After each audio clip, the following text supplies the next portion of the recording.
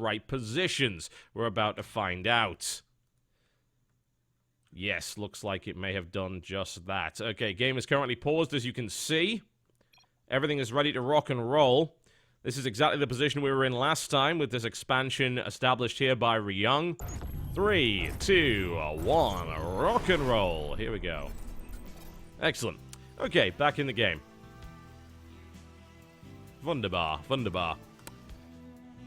Okay, so when we last saw our brave heroes, Mana had got like 1 gate and nothing else. And Ryung had built 12 Marines off of 2 barracks, was playing hyper-defensively. Now, the funny thing about what Ryung is doing is that he actually doesn't need to. He has more than enough Marines to kill pretty much anything that comes his way. There's only a Mothership Core, a Stalker, a Sentry, and a Zealot. It's not enough. There's a bunker there too, so there's no chance. And it's almost like Mana is kind of counting on that. He's spending a lot of Chrono Boost to get a lot of probes out to try and get ahead of Ryung. And you know what? He's actually managed to do it. He's on 40 probes versus 31. So, this is the kind of thing that Mana would do. This is his thing, yeah? Versus Terran. He doesn't go for this one base all-in style. I don't remember a single time I've ever seen Mana go one base all-in. Maybe during one of his DreamHack games against Nama, he might have. Maybe. Just maybe. But not in this case.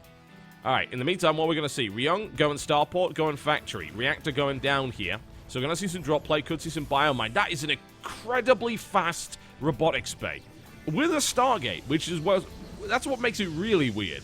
It's like Stargate Robo. Oh, what? Well, and there's a pylon coming in there as well. This is... Okay, this is really strange. Right, so we're going to see an Oracle hit at this really weird timing, but Stim's going to be done. So, unless Ryung decides to move out and completely leaves his base naked, then he's not going to lose anything, really, to this. If he does decide to move out, then he's in trouble. He's not going to move out yet, though, because he doesn't have any medevacs. That would be really weird. He doesn't have Marine Shield, either. This is like a terrible time to attack. So, I don't see why he would do anything of the sort. He's also going to move in the infamous Scouting Factory. He may get some information here. He may see this Stargate. First Oracle is up. Is Mana going for some kind of weird bust? No, because he doesn't have the units for it. That is abundantly clear. He's building, like, all the things. He's got Twilight Council down. He's got Colossus building. He's getting +1 ground armor, +1 ground weapons. And where's he going to go with this Twilight Council? What is it for? Well, right now, the Oracle's actually moving to try and deny the 3rd base, which it will be able to do. So, this is actually a very well-planned-out little build here. But the thing is, it's going to reveal the Oracle. And it's not really going to do much. I mean, it's going to force a cancel, sure, but that's not really a big deal. Medevac's now moving in as well, and there isn't really anything on the ground to stop this kind of drop. This actually could just outright kill Mana. There are a lot of Zealots coming in, though, so it depends where this actually hits. The thing is, this is also going to fly past a pylon, and immediately Ryung turns around hoping that his opponent didn't see it. Now, Mana's not moving, so that would indicate that he did not see that. There's Oracle hiding in the corner. In comes the boost right here. Going to drop into the main base. There are a lot of Zealots now coming in here as well. No Marine Shield is actually going to hurt him significantly. And here come the Colossus. He's got to get out of there. Absolutely failed. Shut down completely. In the meantime, the Oracle now moves in. Is it going to go for the natural? It could. Are there any Marines in the natural? There are. He's now moving into intercept. I think he knows what's here. And immediately shoots at it but doesn't kill it. So Pylon dies, and Harass has been dealt with here. But, oh, wow, the Oracle actually hits in the main base.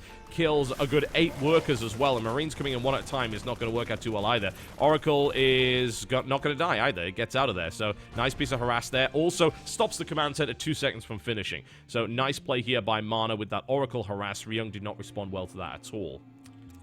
So overall, Ryung now, without question, behind. 62 probes to 50 without able to finish that. He's actually landed his factory here to prevent the 3rd base from going down. He's also got a Marine to prevent it from building. If he can get this up, and if he can establish it without taking any more losses to Oracles, he should be okay. Ryung's now got Vikings out, so Oracles aren't really an option for Mana anymore unless he gets super sneaky. Which he might, but we'll see. We'll see. Now Mana's going to clear these rocks out, so he's got ready access to his 3rd base. The factory has been forced to lift. Oracle now moving in as well, just to secure the area. There's nothing around there for him to really kill. But I would still... Uh-oh. Oh, Mana. I hope he's okay. So the last thing I want to do is another regame. Yeah, this is looking dicey. I'm hoping he's alright. So Ryung, as I said, I think he's a bit behind, but like army size-wise, he's pretty good. There's only one Colossus on the field, second one coming out now, but upgrades-wise, I mean, Mana's just running away with it. He's working on level 3 ground armor, level 2 weapons. These drops are getting shut down pretty handily here. There's plenty of zealots available here to stop this from happening. So this drop play from Ryung, I don't think is going to do anything. And that's going to be a bit of a problem, because he needs to do damage here, and he doesn't have the ability to do that. He's getting Vikings, so he's going to be able to shut down these Colossus quite nicely. Blink Stalker's coming in as well. So it's going to be a two-pronged attack. He's going to probably menace the third base of the natural while he drops into the main. This hasn't been spotted, but, well, at least I didn't think it was. No, it wasn't spotted, but apparently Mana's just ready for it anyway, so that's not really a big deal. He's got 2 oracles there, zealots. Yeah, engaging there is stupid, so hopefully Ryung doesn't decide to do that. We'll find out very shortly. Here comes the drop. That's going to be shut down... I don't know. I mean, with those Marines and Marauders on the ground, this is actually much harder to fight than it looks. So the Colossus and the main army of Mana is actually going to have to move in to engage here. Vikings are already positioned, but there's a Blink Stalker army that's going to try and pick those Vikings off. A good wave of torpedoes comes in here, but this engagement, once again, proving to be fairly inconclusive. No real damage done here by Ryung.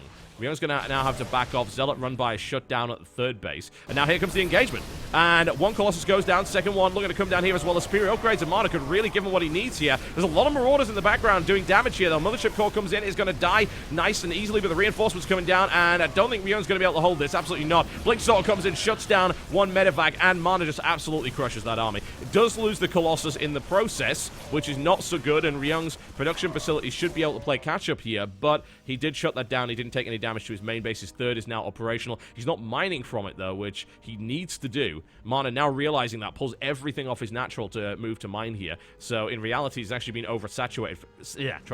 Oversaturated for quite some time. Could be a problem for him. Ryung, on the other hand, not remotely oversaturated. He's got plenty of minerals to play with. He's also got a nice wall of supply depots that he can use against any kind of zealot run by that comes in his direction.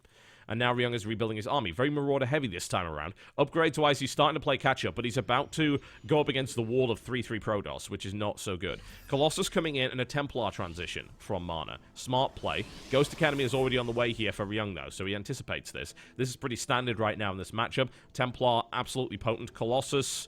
I mean, Colossus in the TVP matchup are just fine. They're not really used that much in versus Zerg anymore because they tend to die to Vipers. So you want to watch out for that.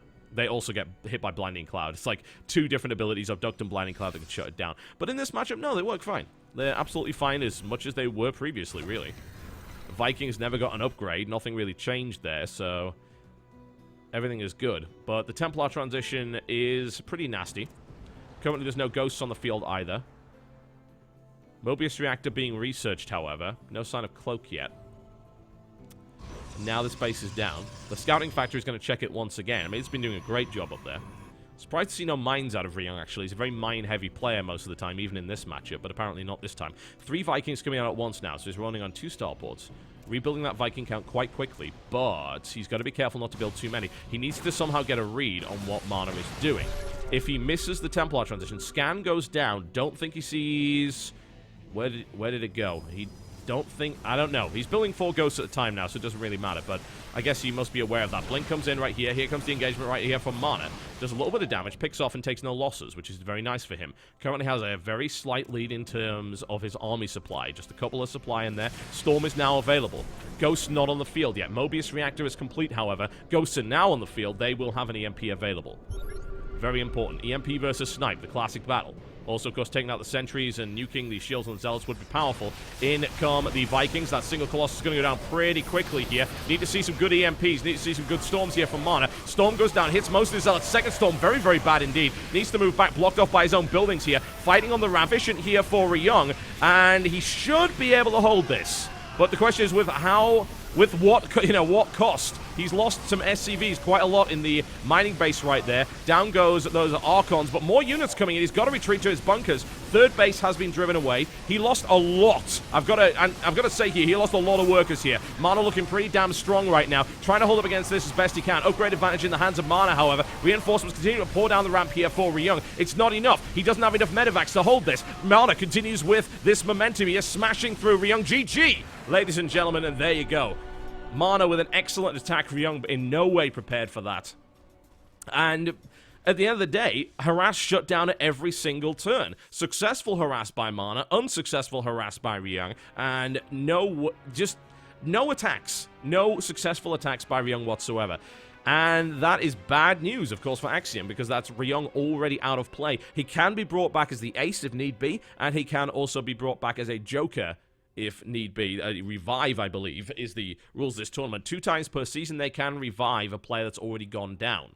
The question is, will Axiom choose to do that? Now, will we see Alicia come out to play PvP against Mana? That would be probably a pretty good bet. We will find out pretty shortly, folks, here in the Acer Teamstory Cup, with Mousesports currently leading 2 games to 1 in this best-of-9 team series against Axiom Esports. We'll be right back.